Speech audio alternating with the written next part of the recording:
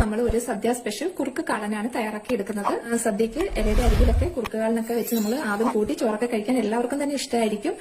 അപ്പൊ ഇത് വളരെ ഈസി ആയിട്ട് നമുക്ക് ചെയ്തെടുക്കാവുന്നതാണ്. എങ്ങനെയാണ് കുറുക്ക് കാളൻ തയ്യാറാക്കി എടുക്കുന്നതെന്ന് നമുക്ക് നോക്കാം. കാളന് വേണ്ടിയിട്ട് ഞാനിവിടെ ഒരു പച്ച ഏത്തയ്ക്ക കുറച്ച് വലിയ കഷ്ണങ്ങളാക്കി മുറിച്ചെടുത്ത് വെച്ചിട്ടുണ്ട്.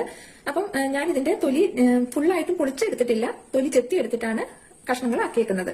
ഒരു 150 ഗ്രാം ഉള്ള ഒരു പച്ച ഏത്തക്കയായിരുന്നു എടുത്തത്. അപ്പം ഏത്തക്ക എടുക്കുന്നതിന്റെ പകുതി അളവാണ് നമ്മൾ ചേന എടുക്കേണ്ടത്. ഇവിടെ 75 ഗ്രാം ചേനയാണ് ഞാൻ എടുത്തേക്കുന്നത്. അതും തൊലിയൊക്കെ ചെത്തി കുറച്ച് വലിയ കഷ്ണങ്ങളാക്കി മുറിച്ചെടുത്ത് വെച്ചിട്ടുണ്ട്. അപ്പൊ ആദ്യം തന്നെ നമുക്ക് ഇതൊരു പ്രഷർ പാനിലേക്ക് ഒന്ന് ഇട്ട് കൊടുക്കാം. ഇനി ഇതിലേക്ക് നമുക്ക് ഒരു 1/2 ടീസ്പൂൺ മഞ്ഞൾപ്പൊടി ഇട്ട് കൊടുക്കാം. ഒരു 1/2 ടീസ്പൂൺ മുളക് പൊടിയും കൂടി ഇട്ട് കൊടുക്കാം. കൂടെ തന്നെ ഒരു 1/2 ടീസ്പൂൺ കുരുമുളക് പൊടിയാണ്, അതും കൂടി ഇട്ട് കൊടുക്കാം. ഇനി പാകത്തിന് ഉപ്പ് ഇട്ട് കൊടുക്കാം. ഇതിലേക്ക് നമുക്ക് ഒരു 1/2 കപ്പ് വെള്ളം ഒഴിച്ച് നല്ലതുപോലെ മിക്സ് ആക്കിയിട്ട് ഇതൊന്ന് നമുക്ക് വേവിച്ചെടുക്കാം. അപ്പൊ ഞാനൊരു 2 ആവി വന്നതിന് ശേഷം ഫ്ലെയിം ഓഫ് ആക്കുന്നുണ്ട്. അത് ഓരോ ചേനയുടെയൊക്കെ വേവ് അനുസരിച്ച് വ്യത്യാസം വരും. അപ്പൊ ഞാനിപ്പോ ഇവിടെ 2 ആവിയാണ് കൊടുക്കുന്നത്. അപ്പം ചേനയ്ക്ക് വേവ് കൂടുതലുള്ളതാണെങ്കിൽ അതനുസരിച്ച് നമ്മൾ ഒരു 3-4 ആവി കൊടുക്കുക. ഇപ്പൊ ഇവിടെ 2 ആവി വന്നിട്ടുണ്ട്. ഇനി നമുക്ക് ഫ്ലെയിം അങ്ങ് ഓഫ് ചെയ്യാം. അപ്പൊ ഇതിന്റെ ആവി പോകുന്ന സമയം നമുക്ക് ഇതിലേക്ക് വേണ്ട തേങ്ങയൊക്കെ ഒന്ന് അരച്ചെടുത്ത് വെക്കാം. അരപ്പിന് വേണ്ടിയിട്ട് ഞാനിവിടെ 1 കപ്പ് ചിരകിയ തേങ്ങയാണ് എടുത്തേക്കുന്നത്.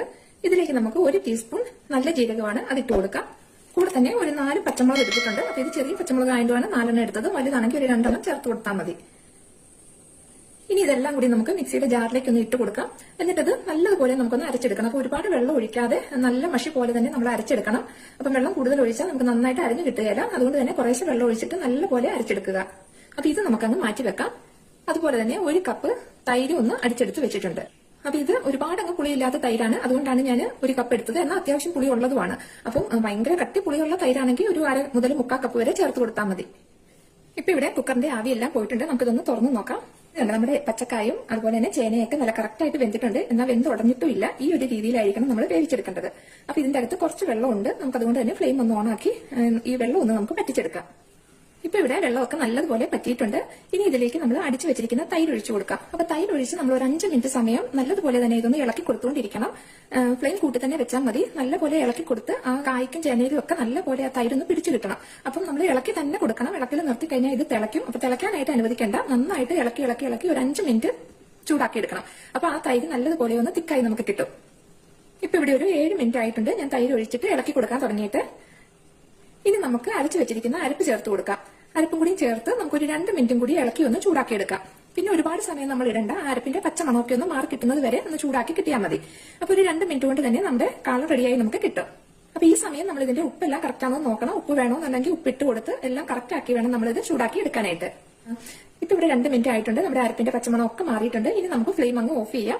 ഫ്ലെയിം ഓഫ് ചെയ്തിട്ട് നമുക്ക് ഇത് വേറൊരു പാത്രത്തിലേക്ക് മാറ്റാം. കാരണം തൈര് ഒഴിച്ചത് നമ്മൾ കൂടുതൽ സമയം അലുമിനിയം പാത്രത്തിലൊന്നും വെക്കുന്നത് നല്ലതല്ല. അതുകൊണ്ട് തന്നെ നമുക്കിത് വേറൊരു പാത്രത്തിലേക്ക് മാറ്റി വെക്കാം.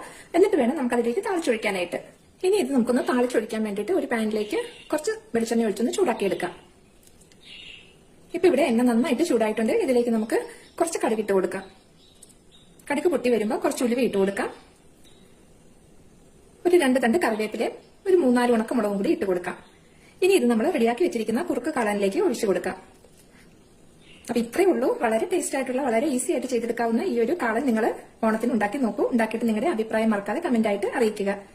റെസിപ്പി ഇഷ്ടമായിട്ടുണ്ടെങ്കിൽ ലൈക്ക് ചെയ്യാനും അതുപോലെ തന്നെ നിങ്ങളുടെ ഫ്രണ്ട്സിനൊക്കെ ഒന്ന് ഷെയർ ചെയ്ത് കൊടുക്കാനും മറക്കരുത്. ഇൻഷാ അല്ലാഹ് നമുക്ക് പുതിയൊരു റെസിപ്പിയുമായി വീണ്ടും കാണാം.